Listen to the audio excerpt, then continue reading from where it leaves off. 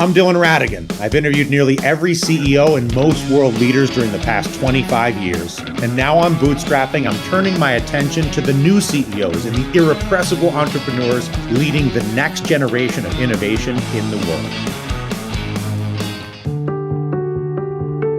We're redefining the definition of going pro in STEM, gainful careers. You're talking about six-figure jobs.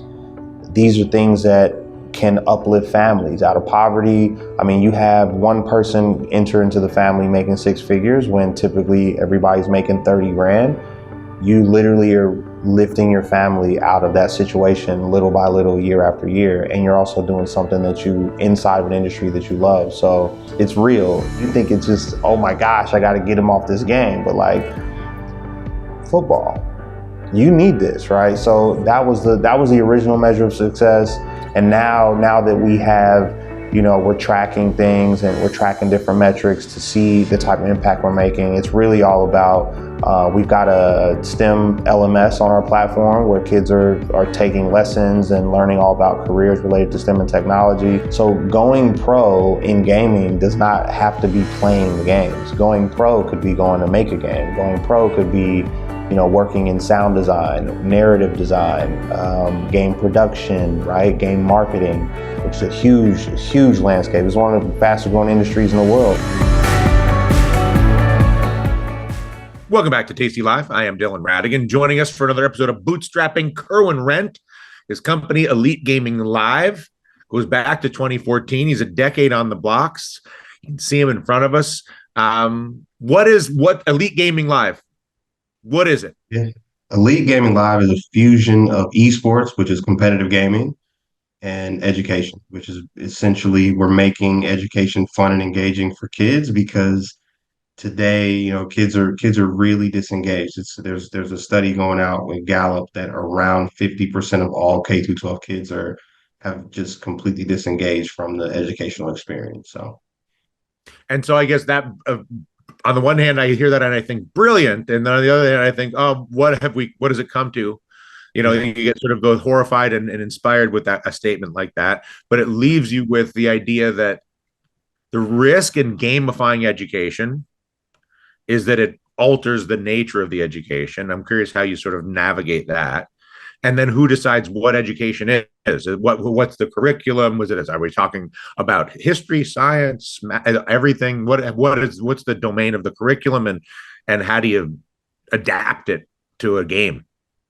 Yeah, sure. So I'll say that just for context, it's what we're doing is we're basically putting chocolate over broccoli. So we're not actually creating educational games. We're not trying to tell educators how to do their jobs. We're saying, here's this thing that kids love to do that you guys are terrified of, and we're not. So we're going to create a structure around this thing that they love, and we're going to give you a set of tools to use the engagement that we foster to go get things done in the school or even as a parent, right? I'll fill the stadium with young people inside of a sort of an interaction with a set of outcomes and decisions that is engaging, and then you, whoever you may be, educator from anywhere, can experiment with inserting your broccoli into this world and see if they'll eat it. Yep, and we have our own version of broccoli. We do have an LMS. It's called EGL Academy. We're teaching kids about all the careers related to STEM and technology, all the things that are aligned with the passions that they love, right? Gaming and phones and all that kind of stuff. There's this whole world of careers that kids have never really heard of before. They're always like consuming the content. And so on our platform, we're giving them the structure to play their favorite games competitively, but for them to go to our championships, win cash, all the stuff that kids love, right? They have to participate in the learning as well. So we're not tricking kids into learning things that they need to learn. We're saying, hey, you can choose if you want to, but if you want to go to the big game, if you want to get the jerseys, the medals, and all that good stuff, and the accolades, then you've got to go figure out what you're excited about in the, as from an outcome perspective. Yeah. And then the design becomes, I imagine, sort of an experimentation at sort of how much performance you can demand without getting a total fall off in engagement before delivering the the chocolate, as it were, whatever the access to the game or whatever the reward is. Um, and how do you measure? Is that basically how many minutes can we get of that? Like, what's the sort of metric you're using where you're like, no, no, this is too, you got to give them the reward sooner because they're falling off, kind of a thing. Yeah, I mean, so we don't have an internal metric because when we go to school districts and we work with some of the biggest districts in the country, we're in just under 300 schools around the U.S. and organizations like Boys and Girls Club and YMCA's. What we do is we say, you guys know your kids and your communities way better than we ever will. So we trust you guys to police this access to EGL and League Gaming Live better than we ever could. Now, there is a finite amount of gaming competitions that kids can participate in. So if you think about it, it's just like a football season or a basketball season that's installed at a school. So there's a schedule of events that the kids can participate in, but they can't go home and like play Xbox until 2 in the morning to continue to increase their standing on our leaderboards. They've got to play in these scheduled, sanctioned, supervised competitions, but they've got 24/7 access to our curriculum and EGL Academy so that they can continue to excel on that side too. So we leave it up to the people who know the kids and the parents best in these communities. And we just say, and we sit back and we kind of watch how they're using our product and we tweak it and we give them the things that they need. And we add things, we might remove things based on what we're seeing in the usage around all the schools and educators. So. So yeah, well, you mentioned the number of schools. What has the growth been like? And are you producing these events, or you provide a prescription for the school to produce these events, basically, and an infrastructure? No, we produce all the events. That's why we're doing so well because esports is this thing that schools kind of jumped into, I would say around 2.5, 3 years ago. If you know, EGL's been around since 2000 and really earlier than 2014. So we produce all the shows. We have live broadcasters to come in and kind of start the experiences with, hey, welcome to Elite Game Live Season 12. My name's Kerwin. I'm going to be your host today for your EGL game day. We've got the whole like Sports Center style show that kids get to tune in, right? And so they get that experience. So we put that on so schools don't have to worry about that. And then on the other side, what they get access to is the academy lesson plans to teach in the classroom, and they get to kind of balance it all out themselves in real time. So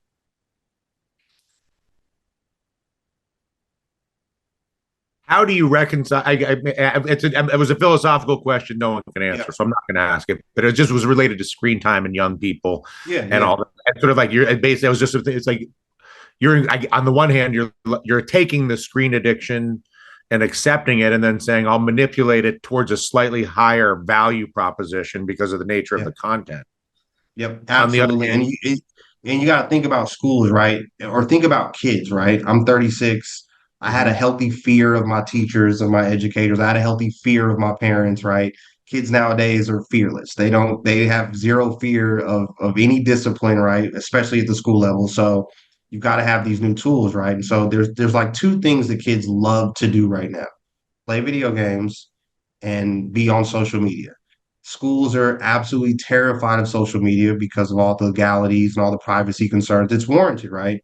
So there's only one other thing that really engages kids for consistent periods of time where they're really locked in, and so it's gaming. And so we're that middle point to say the train's already moving.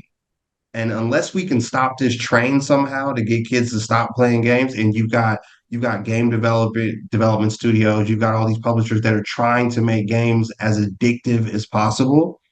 So Mhm. unless you can stop that train, we got to get on and figure out where we're supposed to sit. So when I pitch EGL to schools, I say the train's already moving, and the kids aren't coming to school because they're excited about math, science, English, and social studies. They're coming to school because they get 15-minute period before the first bell rings to hang out with their friends.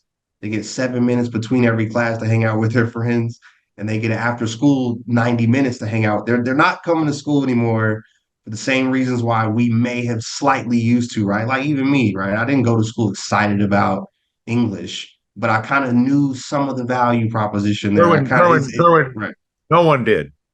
Even okay. But the point is that there was not even a sense of an alternative historically. I mean, the fact that your point is that the digitization and the screenification and the atomization and all the other Asians of this era Yeah. have made the sovereignty of younger people higher than it's ever been because of their connection to the screen away from the people. And then you're saying, well, I'll meet them on the screen and should I try to track them, give them breadcrumbs down a particular pathway that is maybe more beneficial, hopefully more beneficial. Is it a business or is it a nonprofit? How do you run? Is it a run as a revenue? Like, what's the commercial aspect of this? Yeah, we're a venture-backed business. We've raised institutional VC. And the revenue is from from the schools. Yeah, from we have a model where the schools and school districts pay us directly. We've grown 20 times over in the past 2 years. We're on a real tear right now, and it's because what we're doing, we are who we say we are. We say we're going to come in, engage your kids at a really high level, and do it consistently, and that's exactly what we do. And so our renewals are really high. So Our you have like customers a and our team of people, and how many yeah. teams do you have that would drop in to do like how many different school events could you run at the same time? Oh, we can scale up. We can scale up to hundreds at the same time because of how we have our broadcasters and that scheduling situation set up. So yeah, we're poised and positioned to continue to grow, and we can.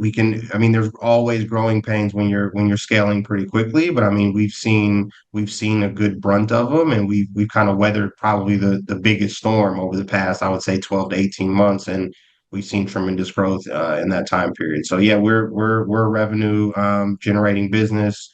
We're very close to profitability, about a quarter away from that, which is exciting.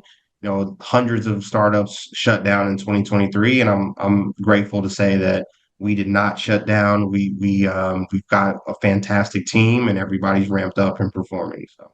Mm-hmm. And do you feel what's your opinion of the overall? What is your personal sentiment in terms of the future of the children of the world and the country in the crisis of the screen and the opportunity of the screen, which is kind of the one and the same? Man, this is a tough question for me because there's just so much access that kids have to practically anything they want that the door is so wide open that I don't see any world where it can be shut. So, I think we have to embrace where kids are choosing to spend, and that word is important, right? I didn't get to choose where I spent my mind share and my time like kids do now. Like I went to school, I played sports, I had chores, I played outside with my friend. It was a very small number of things. Kids have 1,000 different directions they can go in at this point.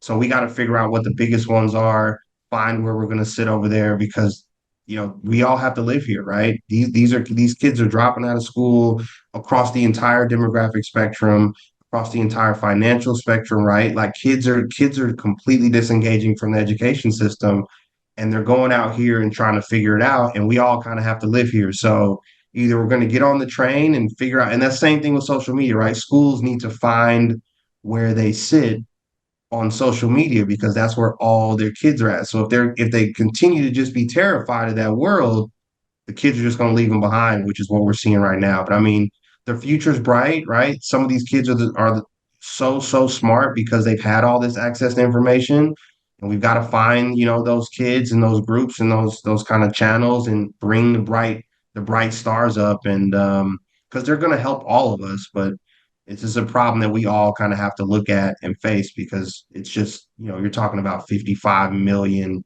kids in K through 12 in the U.S. It's a huge segment of the U.S. population, and if you say half of those kids are to a degree disengaged, I mean that's a massive problem, right? So Massive opportunity as well. yeah, massive opportunity, right? A lot of Yeah, room, a lot of massive challenge, a lot of room to grow. That's absolutely. that's when the CEO says, "Oh, this is it's all upside. Yeah, yeah, yeah, If we get a first down, it's better than last 10 games we played." So yeah, the threshold is low. But thanks for what you're doing, and thanks for the explanation, Cohen. yeah, yeah. Thanks, man. Yeah, Kerwin Rent, Elite Gaming Live. That's the website, elitegaminglive.com. I am Dylan Ratigan. This is Bootstrapping. You're watching Tasty Live. We're back after this.